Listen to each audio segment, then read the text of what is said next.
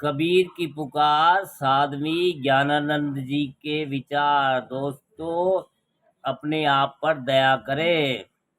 लोग कहते हैं कि दूसरों पर दया करो, और मैं कहता हूँ दूसरों पर दया करना पीछे, सर्वप्रथम अपने आप पर दया करो, अपनी आत्मा पर दया करो।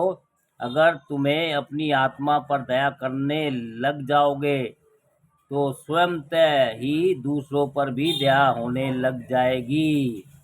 अपनी आत्मा पर दया करो, अपनी आत्मा का कदापि पतन मत करो, अपनी आत्मा पर पाप का बोझ मत डालो, अपनी आत्मा पर दोष दुर्गुणों का बोझ मत दो, अपनी आत्मा को नरक में मत घसीटो, अपनी आत्मा को पशु पक्षी इत्यादि योनि में जाने को मजबूर मत करो।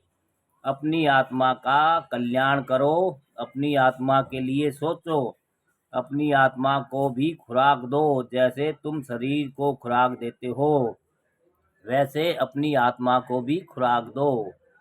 अपनी आत्मा को खुराक देने के लिए क्या करना पड़ेगा?